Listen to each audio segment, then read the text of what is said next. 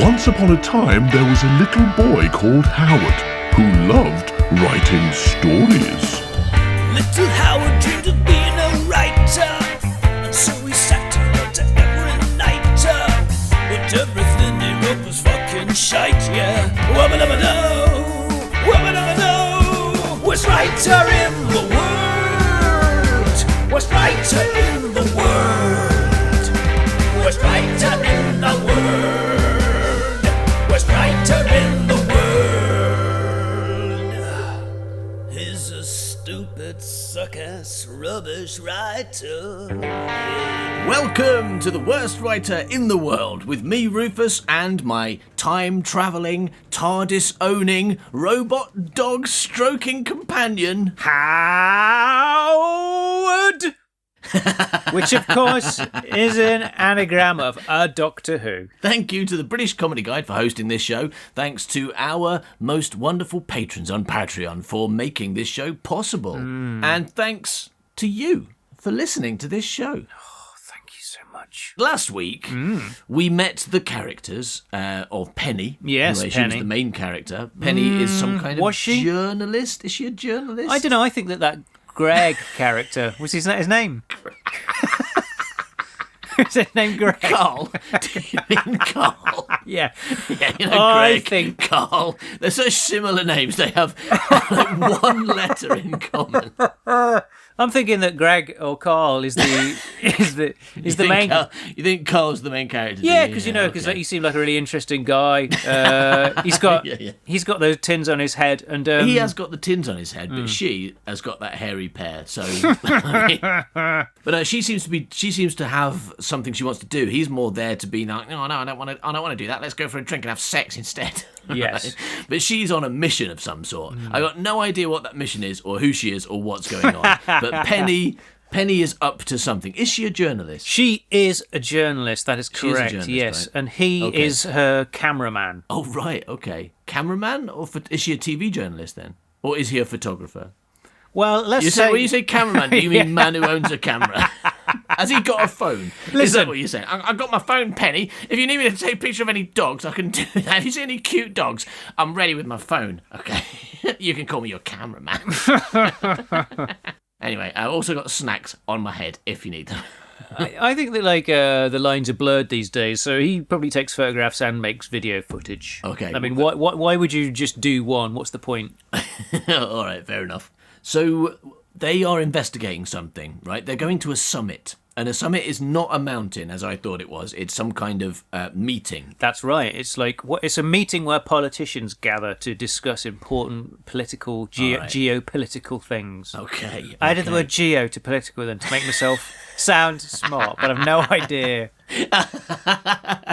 what that means. All right, so what is Penny investigating? As far as she's concerned, she's there... I mean, that's a very good question.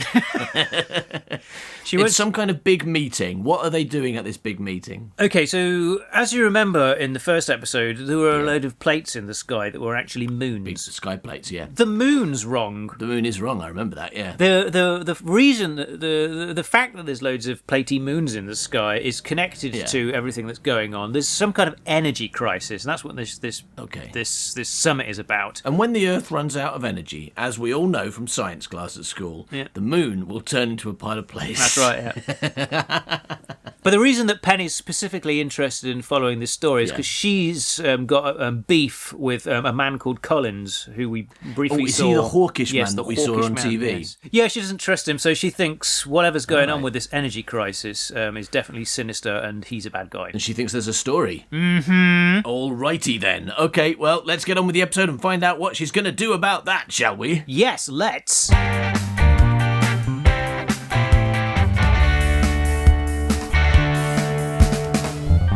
All right, so we're watching the news where a man called Collins is talking about the global energy crisis. Ooh. Certainly there will be considerable resistance to the idea and even anger from certain quarters, but the fact remains choices are severely limited. Estimates of how long the oil would last were grossly exaggerated.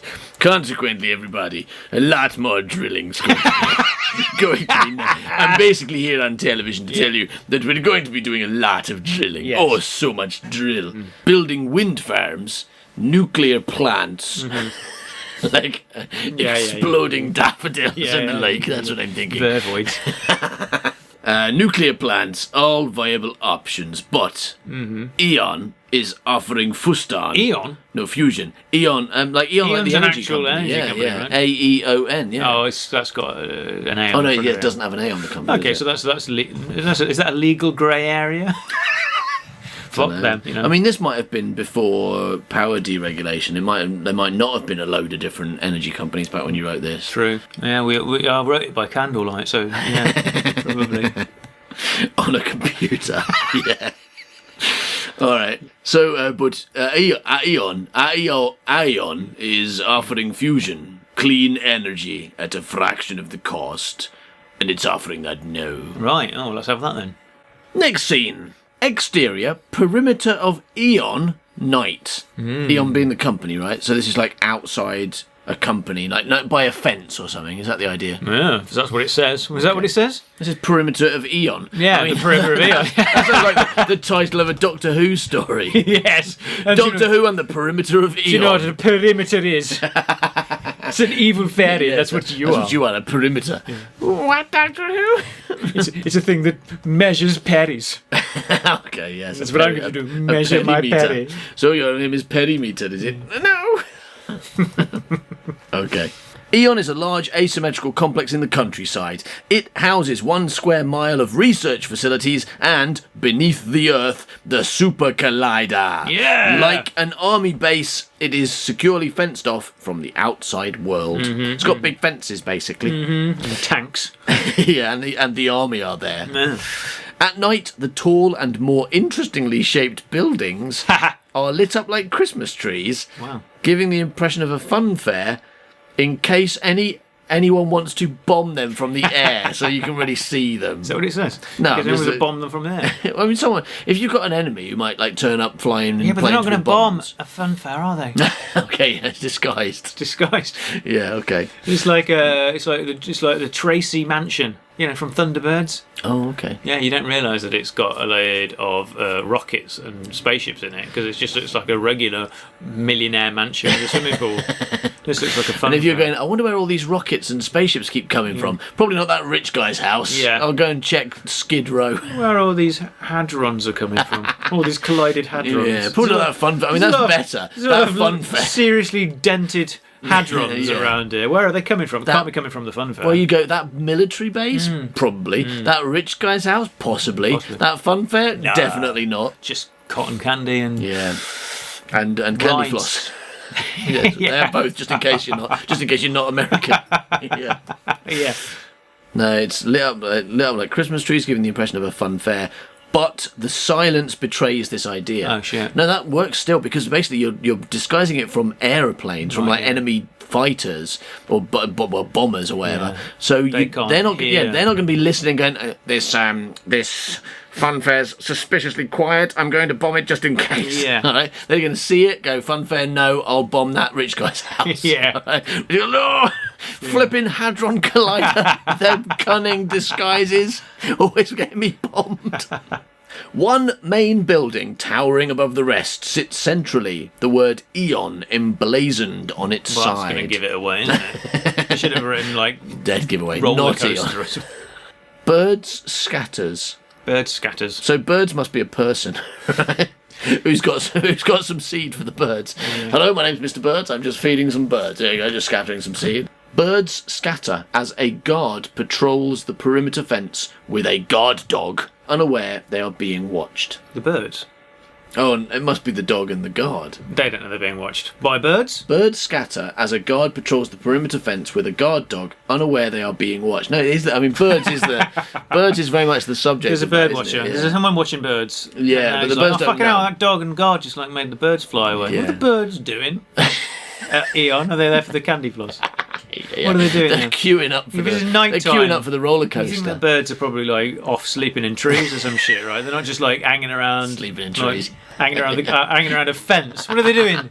They love that fence. They've just arrived, haven't they? They were flying over. They saw the fun fair. They came down. They went like, "Oh, it's a fun fair. Let's go to the fun fair." They got there. Were like, "Oh, that's a bit weird." Just those people sat in chairs screaming. I'm probably going to go. I'm going to leave. Yeah, it looks like a fun fair because it's lit up like a Christmas tree. Yeah. But when you get down here, it's just people sat in chairs Screaming. in chairs. And there's no, I mean, fun fair is good because you get like people will drop bits of hot dog, a bit of candy, cotton candy, as you say, you know, Cotton candy. bit of cotton candy, so the birds can have a bit of a snack. But when you just got a load of people sitting in chairs screaming, Frankenfurters and cotton candy. yeah. They're just screaming. it's nothing for the birds. So People they with just buckets on their heads, screaming. Sat in chairs. birds scatter as a guard patrols the perimeter fence with a guard dog, unaware they are being watched. I mean, it must be the guard. I mean, also it's like the dog. The dog.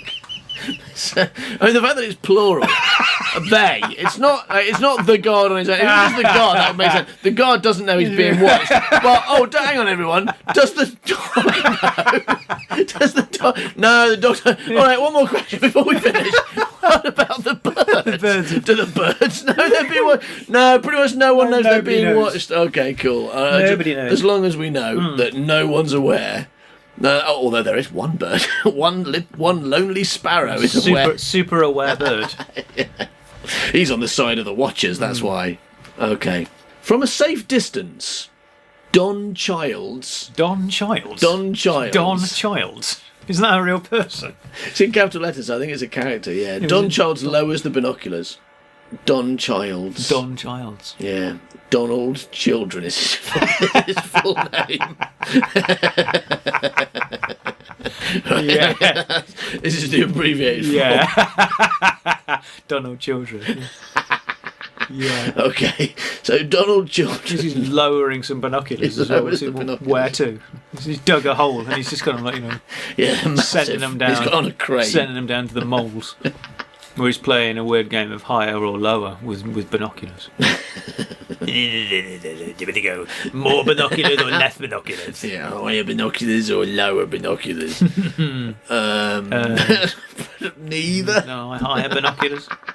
No, it says you lower them. Quadnoculars. Quadnoculars, nothing in this game. Nothing in this game for quadnoculars. Okay.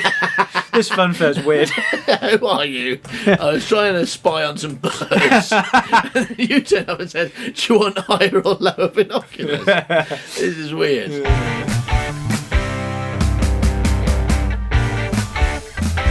Right, now Don is outside Eon, which is an energy company, looking at it through binoculars. That's what seems to be happening in this scene. Okay. From a safe distance, Donald Children lowers the binoculars and... Sorry, I'm not going to be able to say Don Childs. I'm going to see that and my brain's just going to translate it. I apologise. That's fine. So Donald Children lowers the binoculars and tosses them into the passenger seat of his SUV, not his FUV. That's a rude car. It's more rude, isn't it? Because SUV stands for shit UV, but FUV stands for fuck UV, and that's a bad word. CUV, you're not allowed to mention in Hollywood. And an RUV, that's a thing, isn't it? So and that means Roger your vehicle. Definitely. Suck your vehicle, fuck your vehicle, and Roger your vehicle. I tell you what, Americans name their vehicles in weird ways. Right. Especially that car salesman, Roger your vehicle, or Mr. your vehicle to his friends. And he's like, hello everyone, it's me, Roger your vehicle. Hello, it's me, Roger your vehicle. Can I get you a vehicle to Roger? Yeah. I was doing, you see, because we were saying they're American, and then you started going, hello, it's me, Roger. Yeah. Roger your vehicle. Wait, I wait. moved here from Was Grimsby. I not doing an American accent? I don't do the voices on the show. Nor I a just Grimsby accent. I just thought I was trying to think of anywhere. I was trying to think of anywhere in the southeast, and I went Grimsby. My brain was not helping me. Say Chelmsford or something. What does SUV stand for? Sports utility vehicle. Why do you know that? I don't know because I'm an English teacher, and I have What do to you mean you don't stuff. know? You just told me. No, I mean I don't know where I got the information from. I don't know when I picked it up, but I think often the reason is because I'm an English teacher and I get asked questions like Hold this. Hold on 1 second. If that stands for Sports Utility Vehicle, what does the FUV stand for? Fuck utility vehicle. FUV's not a thing. You just we said it made was. that up. You No, just RUV is a thing. RUV is a thing, and that's recreational utility vehicle. Okay. That's camper van. not I think. religious education utility vehicle. It just goes through all the school. MUV, mathematics utility vehicle. I mean, I get the impression that pretty much everything in the US is religious education, as long as when you say religious, you mean like kind of hardcore Christian education. Yeah. Someone's coming around with their big camper van to teach you religion. Yeah, Stop having sex, children. They got those stickers, haven't they, that say "My other car is Jesus Christ," things like that. My other car's a Jesus. Yeah. Yeah, they have those bumper stickers down. Yeah, believe in Jesus or I will shoot you with my gun. That's what they say in America, isn't it? I mean, I don't know. I've never been to the USA. You have. So any information about the USA, I have to defer to you and so to tell me about the culture. I thought you went to Mexico. Yeah, well, I've been to North America, but not the USA. Right, okay. We've had this conversation recently. Yeah, many times. Okay, well. I've been to actually probably like most of the mainland countries in the Americas, except the USA and Canada. Okay. I thought you were going to say you've been to all of those places, but you've never been to you. And No, I've been to most of the countries in Latin America, but I've never been to Uruguay. Yeah. That's how that worked. And that's true, actually. Uruguay was one of those that I didn't go to. Racist. Yeah, it was because I was like, they're basically ethnically exactly the same. The language is the same, but fuck you, Uruguay.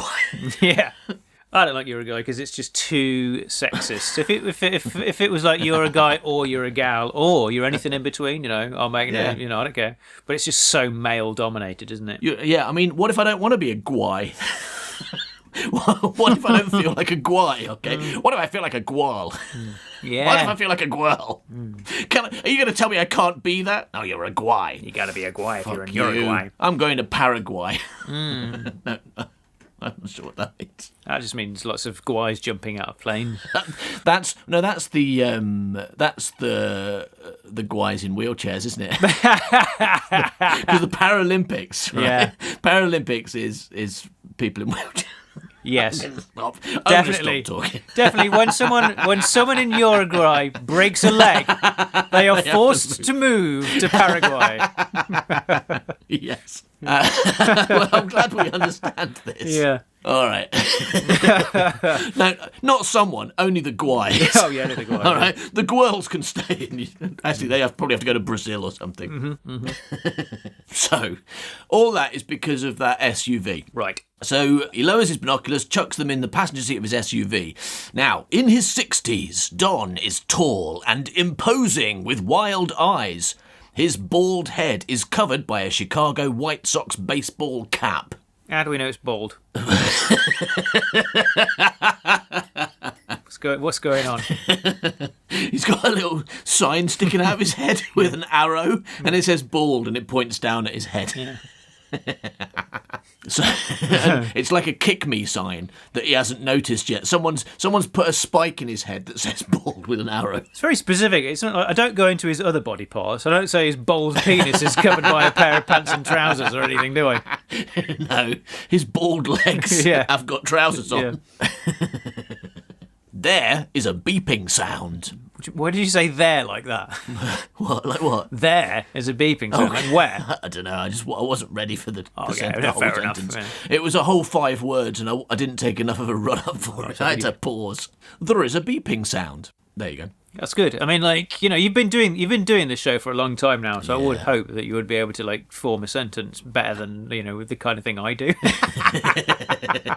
Sometimes you rub off on me, and that can be distracting. So please stop. Yeah, I'm sorry about that. All right. So Don moves hurriedly to the boot, which lies open. Does he though? Or does he go to what Americans call a boot? Trunk. Yeah. Trunk. Well, he's been an SUV and he's wearing a baseball cap and he's called Donald Children, Yeah. which doesn't sound like a British name to me. Right. Yeah. So I think he goes to the trunk. I'm just going to me boot now. I'm going to boot of me SUV. My name's Donald Children. So Don moves hurriedly to the trunk, which lies open. Inside is a machine resembling a stereo amplifier. A weird-looking battery tester is in the back of the car. Oh, shit, it should so be that. Because he's going to do something weird with it, right? Yeah. Oh, all right, I'm changing it. Inside the trunk is a weird-looking battery. Hang on, how's it? Inside the trunk is a machine that looks no more or less than a battery tester. But when Donald Children presses the button, it doesn't grip a battery. Oh, my God. Something else happens. Yeah. The weird battery tester is hooked up to an aerial that perches atop of the SUV pointing towards Eon. Right, does it?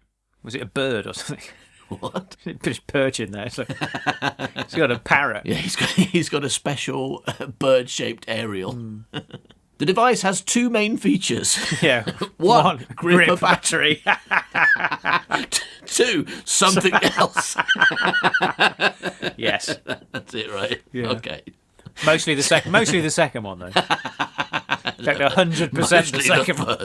Mostly the first if you're making this film. Now, two main features are a meter needle and numeric readout, currently standing at 8 zeros. 8 zeros. Yeah. What's that then? Nothing, or like is that 8 million nothing?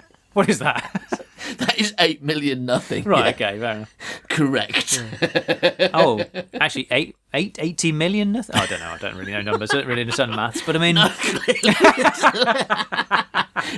what does 8 zeros mean? Does that mean 8 million? no. But I mean, 0 is nothing. If you've got 8 of them, that's got to mean something else, right? There's no reason otherwise. Well, I mean, you're the writer, so you know you're the one who knows. I'm just the performer. You know, I need to turn to the expert to tell me what 8 zeros means, and apparently it's 8 million. This nothing. is a very good point, actually, because like you are just an actor on this show, and actors are notoriously stupid, whereas writers are really smart. So I think that we should stop being mean to me and like start listening to me when I say that 8 zeros in a row. I am listening means to you. 8 million All right, nothing. I'll read it properly. Okay. So, the device has two main features, a meter needle and numeric readout, currently standing at 8 million nothing. Brilliant. I mean, it's much better already. It was boring before, but now it's kind of interesting. Because anyone watching it's kind of going, what does that mean? What does that mean? Now, anyone watching it can see 8 zeros, unless they're you watching it going, oh, that means 8 million nothing.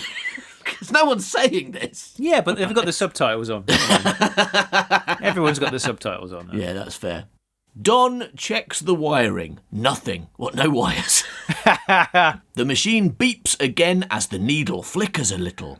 Don adjusts the angle of the aerial. So it turns his parrot around.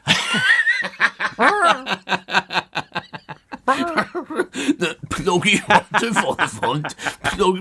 can you leave Pluggy alone, please? Turns out that Thing was doing a really good impression of a parrot. It's like really accurate. Yeah. Oh my God, I could listen to that all day. Yeah, that is definitely what happens here.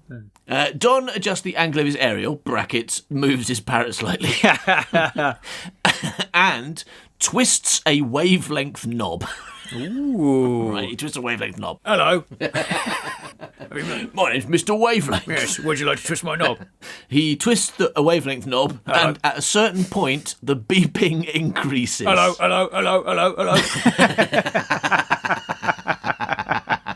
Yeah. Yeah, that happens, definitely. The needle goes crazy. Wow. The beeping becomes a continuous note. Hello. Don says, they are moving. Ooh. The first digit on the readout changes from a 0 to a 4. The next changes, then a third. So it's no longer saying 8 million nothing. No. Don says, come on. Wow. I really want to use you to grip a battery, and I can only do that when you get up to a certain number. You sure? It sounds like he's watching his lottery numbers to me. He's like, come on, yeah, I've got that. 4, 9, 6, yeah. The 4th to 7 digits fall into place, but the needle begins to flag. Oh, no. The beeping becomes intermittent. Hello? Don says, hello? Come on. The needle comes to a rest. The beeping stops. No. All is silent, but for the grasshoppers. Wow. They're so inconsiderate. It's like, we're having a moment here. Could you shut up? We're trying to see if Stop we've won the rubbing lottery. your legs together all the time. Don buries his face Wow.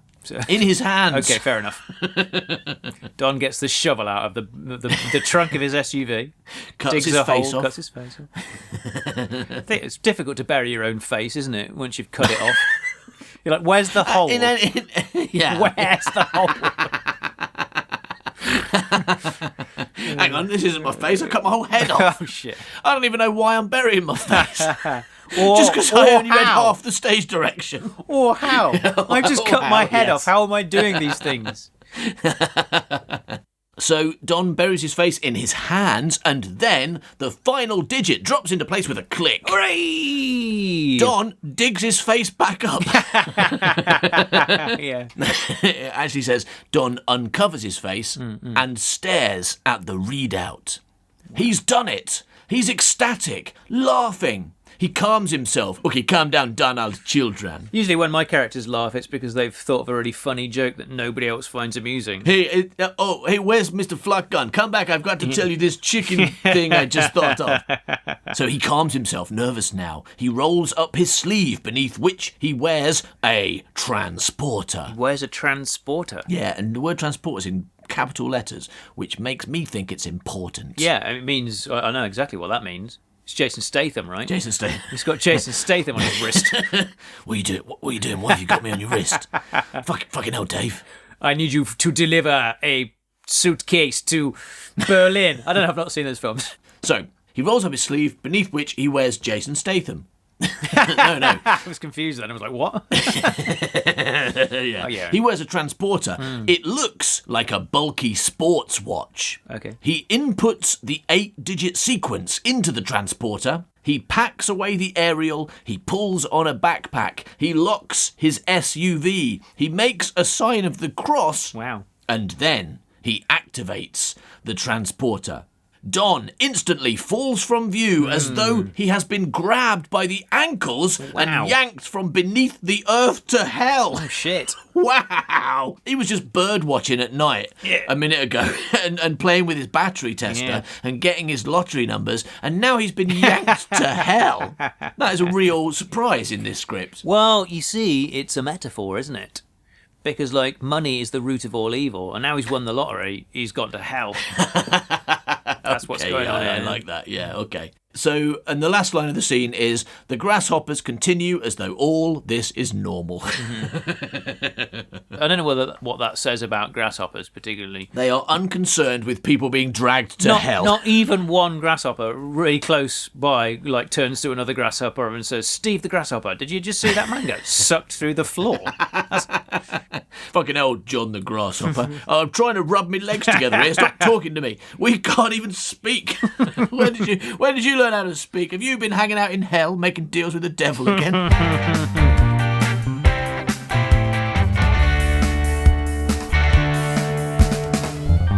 All right, now we leave Donald Children and return to Penny and Carl, who, let's not forget, were planning to go to a summit. And I think we decided that's not the top of a mountain, right?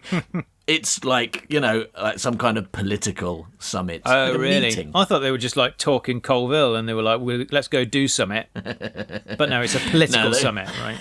They were going to a big politics meeting. I think that's what a summit is. A big politics meeting. Okay. Exterior, World Heritage Centre, Paris Day. On this warm, cloudless day, a line of police have cordoned off the front court from protesters. Wow. The protesters, oil workers and the like. And the like. Yeah. What's like an oil worker? Also, what is an oil worker? It's just someone who yells at oil. Someone who shouts at petrol. Probably You mean like an oil rig worker or something? like a masseuse. Like a driller. Masseuse, they work with right. oil, don't they? Okay. Not essences and Yeah, things. chefs Chefs work with oil, don't they? Yeah. Yeah, and it's France, so it's probably There's quite a load lot of protesting chefs. Give me my oil back. Who has taken my oil? Is it the government? Is that what they're protesting? Lack of oil? Where's my oil? Not lack of, just someone nicked their oil. Oil theft, yeah. Basically a lot of forgetful I'm chefs. supposed to grease up my duck.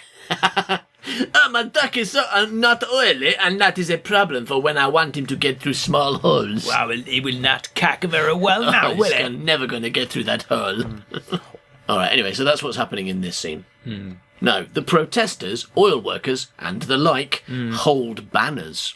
Give us our oil back. And can't get my duck through a hole. That kind of thing. And particularly that one. Yeah. Particularly a lot of them have the can't get my duck through a hole. And that's banner. why the protest's not really working, because no one knows what they mean. Yeah, what the fuck are they the protesting? gendarme are like, what is going on here? What are all these chefs doing here? So they can't get a duck from the duck and hole problem? Is that a problem? Just don't. Okay. They need the code. They need special watches for their ducks and the code, and then the ducks can get through holes, all right? Any hole. Any hole. Can't them a duck transporter. Okay. Problem solved. Momentarily, Penny appears sporting a bright red trench coat, elbowing her way past, an urgency in her step.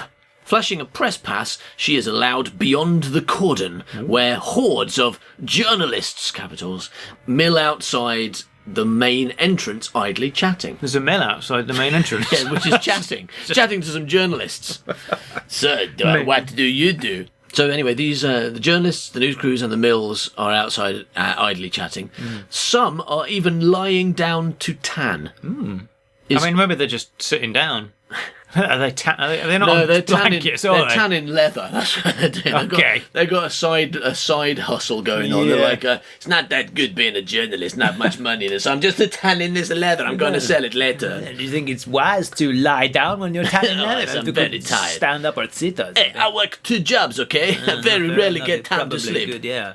I like to lie down where I do mathematics. That's a job, right? Oh yeah, maths job, yeah. Oh, such a good job. I wish I could have maths as a job. You got tanning though, that's pretty good as well. You gotta have the qualifications and get maths as a job. Yeah. I wish I could have geography as a job too. I always wanted to have geography as a job. Yeah. Okay. Among their number is Carl, looking decidedly on edge. Penny grabs him, takes his arm, and runs away laughing at him. I'll have that, thank you. Bye. Fuck you. How are you going to juggle now? Yeah. How are you going to juggle now? That's as I am. No. Penny grabs him, takes his arm, and steers him through the crowd. She has 2 security pass necklaces and hands one to Carl. You go first, I'll follow. I thought we were going in together. It's better if we go separate. Why? In case they don't work. Carl stops. In case they don't work? Why wouldn't they work? It's just a precaution. I made them myself. I made them just... Basically, what I did was, I went to the supermarket and they didn't have any paper, so I got lasagna sheets. You know, the lasagna pasta sheets. And I wrote on them. Aww. And then I got some ribbons that I used for my hair, and I turned them into... Made them look like lanyards, you know. And, well, I'm just hoping... that writing on pasta is the same as getting a security pass for it's France, for the World Heritage Centre. France probably will work. They love they love pasta in France. They're famous for loving pasta. In France. They invented it, right? Yeah. Well, they're all about famously. Pasta. So she says it's just a precaution, and Carl says, "Then why do I have to go first?" Carl, listen. You go, I'll follow, we nail this. She's holding up a bit of wood. Then, you go first, she is, I'll follow, and we nail this. She's not holding up Jesus. Jesus is like, hey man, don't nail me. Come on, I've had enough nailing for one lifetime, okay? Carl, listen, you go, I'll follow, we nail this. Ooh. Then...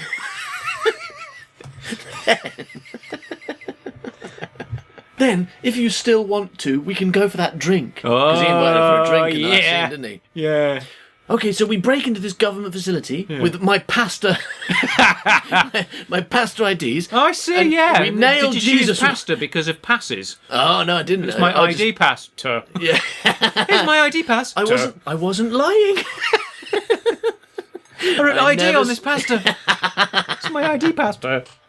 I didn't. I wish I'd thought about it that much, but actually, I was just thinking, what's flat but not paper? Yeah, what's typically French? That's what you're thinking, right? Yeah. I was trying to think, what would a French person use? Lasagna.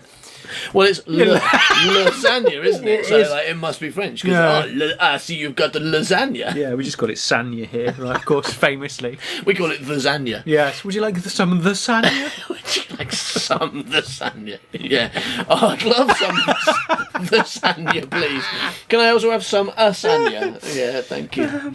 Carl, clearly annoyed, considers. Penny neither bats her eyelids nor smiles. Okay, right. Again, it's a you list of saying things he's not doing. Yeah, I love those. These are the things that are not in this bar, and these are the things that are not on the wall. Penny neither bats her eyelids nor clicks her heels, Yeah, nor does a bit of juggling, No skateboarding. nor does she shave her dog. She doesn't do any magic tricks. Yeah. She doesn't get like a woman to get in a box and saw in half. Yeah, she don't do that. No, none of that. Carl puts the pass around his neck. Damn it, he says. He pushes through the crowd and to the entrance. He shoves through the large glass doors. Penny can see Carl showing his pass to the security guard. The security guard bites it and the corner comes off. And he shoots Carl for trying to get past with pasta. Yeah. No, that last bit didn't happen. No, that was just me messing about. The shooting part, but the eating the pasta. eating part, yeah. You wouldn't shoot him just for that. Not if it's good pasta. Yeah, you're going to cook it, right? I mean, he is French. Yeah. Carl was just making lasagna. Yeah. Yeah. No, so Penny can see Carl showing his pass, showing his pass to the security guards, but that doesn't work, so he tries something else. Yeah. Okay, no. You know what this one is? That's not Dagenham. Yeah, I'm not doing dagging, I'm doing... You know what this I'm one? doing Do me. you want to look at my pass? I'll take my trousers off then. The guards are looking suspiciously at him. Yeah. Hold on a second. What, There's something suspicious about this arse of yours. Is it made of linguine? Oh, now they recognise my bum's made of linguine. I knew it wouldn't work. What was I thinking?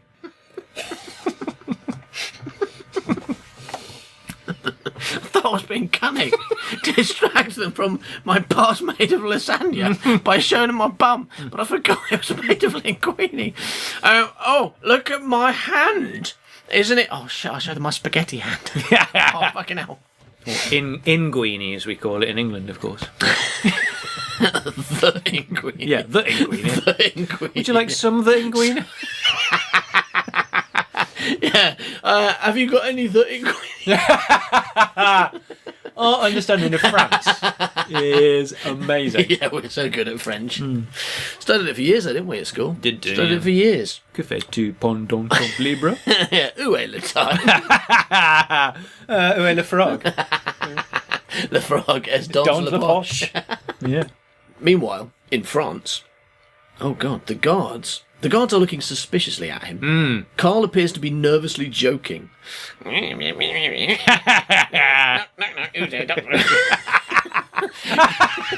he's far away, so you can't hear what he says. But he's like, "Oh, the chick's on the throat. The other side.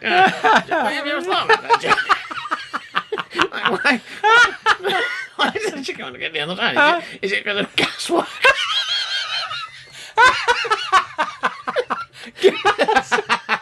You're right. Nobody ever says gasworks since the 1950s. Yeah. So all that's happening now inside the building. The guards are looking suspiciously at him. Carl appears to be nervously joking, casting a glance back at Penny. Suddenly, the guards have Carl in a headlock. Wow. So things have gone... Oh, and then the next line is, oops. Her line or No, it his? just says the stage direction, Howard. It says, suddenly the guards have Carl in a headlock. Oops. It's funny that like even all these years later, after TARDIS is 5, I still have people like restraining people's heads. They'd have him in an arm lock or a leg lock. No, they've got Straight for the head. His head's going to get away. Stop his head. Don't let him attack with his head. No, it's because he was telling that fucking awful version of the chicken joke. Stop him. Make him quiet. Stop him. Talking about chicken suicide. Gas works. All you fucking did trying to commit suicide. Someone gag him. For fuck's sake, he won't stop with this fucking deconstructed chicken joke. Oh my god. Yeah, good. Fox eat a chicken joke. So, suddenly the guards have Carl in a headlock. Oops. Penny takes her security pass off, tosses it and moves quickly away, abandoning her friend to have his head attacked. He'll be all right. I hope so. Penny needs to think. Okay. She spies She puts her head on. If only I'd put this on before. Yeah. No. She knew what those security guards are like. So she's like, when I go into this building, I better not have a head on because that's the first thing they restrain. Okay. She forgot to tell Carl, otherwise he'd have been fine. They'd have been grabbing the air around his neck. Like going, I tried to restrain his head, but he didn't have one. They would have walked straight through and they would have just been staring in shock and horror at the headless man, wouldn't they? That is, perhaps a more likely in reality. Not what I said. In reality, that's what would happen, yeah. If we're talking about reality for a change, then if a headless man walked into an office, the guards wouldn't be confused about why they couldn't restrain his head. That wouldn't be their first reaction. Why can't we restrain his head? No, they'd be terrified by a walking headless man. That is the logical truth. Well done, Howard. But they'd be terrified because we couldn't restrain his head, though. Maybe that's the main cause of their terrification. It would be difficult for us to know what they're like. You can see they're terrified, but you wouldn't know exactly why. It's difficult for us to know what anyone in France is thinking because we don't speak French, do we? Apart from that bit about where you keep your records. Where your pop records are. Yeah. In your pocket. As long as what they're thinking and what they're saying as they're thinking is, where are my pop records? They're in my pocket. Then we're fine. It's a fucking weird place to keep your pop records. As long as they fit. So, Penny takes her security pass off, tosses it and moves quickly away. Penny needs to think. She spies a fellow journalist's handbag slung over their shoulder, zipper wide open. Oh, shit. Still a wallet. Buy away in. Quick as a flash, Penny steals a lipstick and mirror. Oh. I was expecting like a journalist maybe to have a pass she could steal. Yeah. No, her plan's going to be much more complicated than this. But she steals lipstick and mirror and puts clown makeup on. Then she goes to another journalist and gets some balloons out of his bag. And then she goes up to the reception and she's like, hello, I'm the clown. I've come to make balloon animals for the children. Can I come in, please? Like, no, of course not. She's like, I better try something else. I'll go to another bag. Finds another journalist, finds another bag. She's like, oh, it's a wig. All right. Gets the condoms out. A wig and some condoms. She goes, it's like, hello, I'm a man. I've come to have sex with a woman. Can I come in? Yeah. No, of course not. Go away. All right, I better try again. She goes and gets a brick. Walks up with a brick on her head. She's like, hello, I'm a house. Yeah. Can I be this building? What? But on the other side of this gateway, please. Could you stop people from entering me, please? You're bouncers, right? Yeah, you just stand there. We're not good bouncers. This is not the nightclub, you know. Yeah, you guys, you're bouncers, right? I'm going to be in I'll probably be around the summit room, but you just make sure no one enters me. Yeah. All right. Okay. Thanks. Okay. Get her head. Get her head. Quick, restrain her head. Yeah. So that's what's going on here. Or I may be just extrapolating a lot from the fact that she steals a lipstick and mirror. Maybe all the rest of that stuff didn't happen. Penny applies a little lipstick to her cheeks and forehead. Oh. She's doing a clown makeup. Oh no, making herself look flushed. Okay, right. She's making herself up to look a bit ill by doing like bright red circles on her, on her face. Like three bright red circles. And a green wig on, I feel a bit clownish. The sun's turned me into a clown. No, she applies a little lipstick to her cheeks and forehead, making herself look flushed. Appropriating a bottle of water, she swiftly douses her hair, face and front. And then she goes, I've just been swimming. I just swam here. Let me in. It was a really big bottle of water, that. Get off my head. She steals a shark from someone's back. puts it on her head. I'm being attacked. Help me. And then grabbing her around the head. Don't touch that head. Come in. Yes. Now I just need to worry about the shark eating my head. Yeah, out of the frying pan into the shark.